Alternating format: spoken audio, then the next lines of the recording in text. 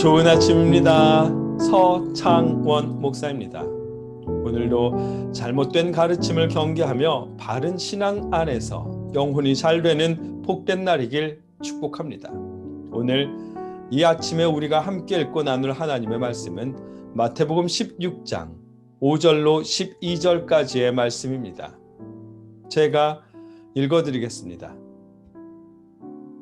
제자들이 건너편으로 갈새 떡 가져가기를 잊었더니 예수께서 이르시되 삼가 바리새인과 사두개인들의 누룩을 주의하라 하시니 제자들이 서로 논의하여 이르되 우리가 떡 가져오지 아니하였도다 하거늘 예수께서 하시고 이르시되 믿음이 작은 자들아 어찌 떡이 없으므로 서로 논의하느냐 너희가 아직도 깨닫지 못하느냐 떡 5개로 5,000명을 먹이고 주운 것이 몇 바구니며 떡 7개로 4,000명을 먹이고 주운 것이 몇 광줄이었는지를 기억하지 못하느냐 어찌 내 말 한 것이 떡에 관함이 아닌 줄을 깨닫지 못하느냐 오직 바리새인과 사두개인들의 누룩을 주의하라 하시니 그제서야 제자들이 떡의 누룩이 아니요 바리새인과 사두개인들의 교훈을 삼가라고 말씀하신 줄을 깨달으니라. 아멘.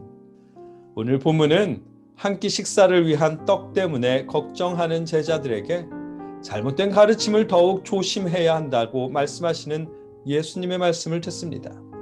우리가 신앙생활을 하면서 무엇에 더 집중해야 하는지, 무엇을 조심해야 하는지를 알게 하십니다.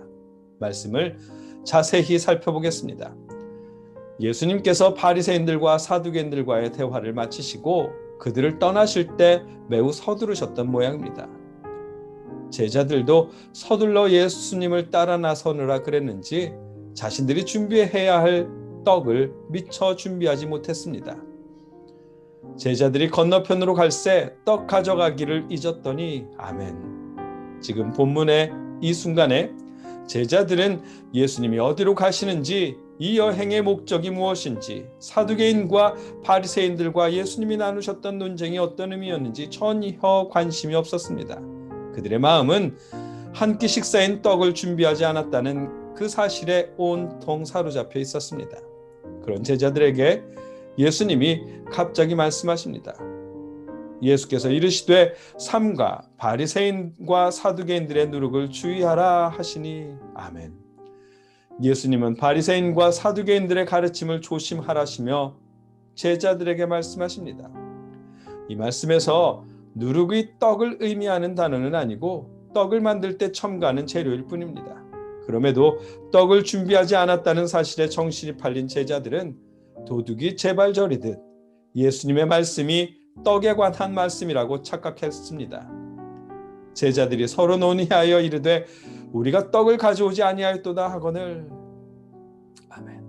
예수님은 이런 제자들에게 예수께서 아시고 이르시되 믿음이 작은 자들아 어찌 떡이 없으므로 서로 논의하느냐 하시며 제자들을 믿음이 적은 자들이라고 꾸짖으십니다.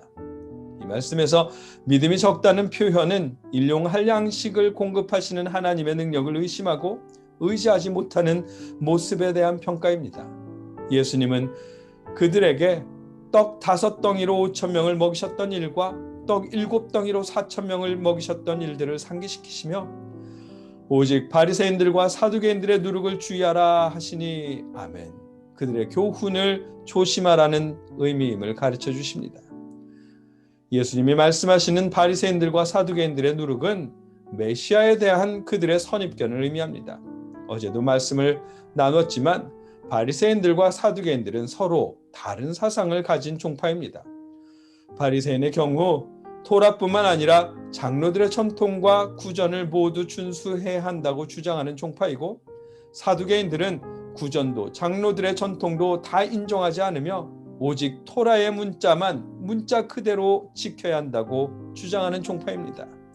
서로 다른 주장을 하고 있지만 단 한 가지 메시아에 대한 선입견은 바리새인들과 사두개인들 모두에게 공통적인 사항입니다. 그들에게 메시아는 종교적으로나 정치적으로나 민족적으로 그 모든 것을 아우르는 리더십이 있는 사람이어야 했습니다. 메시아에 대한 그러한 사상은 이스라엘 사람들 대부분이 공감하는 내용이고 심지어 예수님의 제자들도 마찬가지였습니다. 그래서 예수님은 메시아에 대한 그들의 선입견, 가르침을 주의하고 경계하라며 제자들에게 말씀하신 것입니다. 예수님과 함께 생활하며 많은 기적을 목격한 제자들이지만 여전히 필요한 것을 공급하시는 하나님의 능력을 의지하지는 못합니다. 자신들의 한 끼 식사 때문에 예수님의 말씀을 오해할 정도입니다.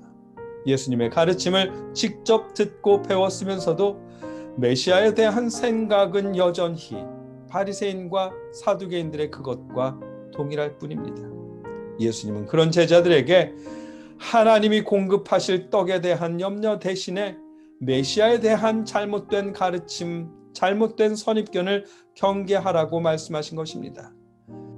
예수님의 이 말씀은 지금 우리 시대의 기독교인들, 현대의 예수님의 제자들에게도 동일하게 적용되는 말씀입니다. 어느덧 잘못된 가르침에 너무도 무뎌진 우리에게 하시는 말씀입니다.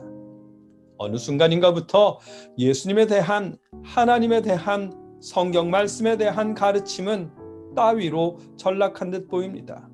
그 따위 아무려면 어때? 우리는 교회만 다니면 돼 라는 단순한 마음이 되었습니다. 주님은 그런 마음, 그런 생각을 경계하라고 하십니다.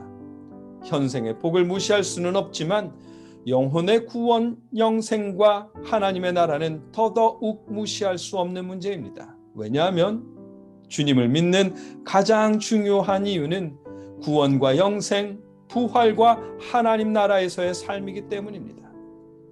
한 티스푼의 누룩이 40kg의 밀가루를 부풀게 하듯 예수님에 대한, 하나님에 대한, 성경에 대한 잘못된 가르침은 결국 영혼의 구원뿐만 아니라 현생의 복마저도 망쳐버릴 수 있습니다.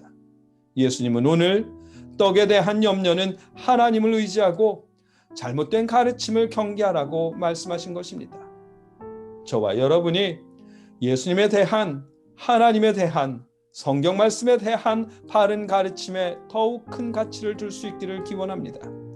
현생의 복만을 위해 영혼의 구원, 영생과 하나님의 나라에 대한 가르침을 경시하지 않기를 기도합니다.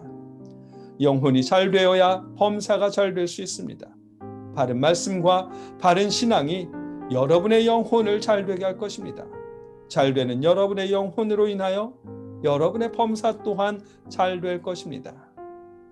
삶에 대한 근심, 걱정은 하나님께 맡기고 잘못된 가르침을 경계하며 바른 신앙인으로서 살아가는 저와 여러분이길 주님의 이름으로 축복합니다. 함께 기도하겠습니다.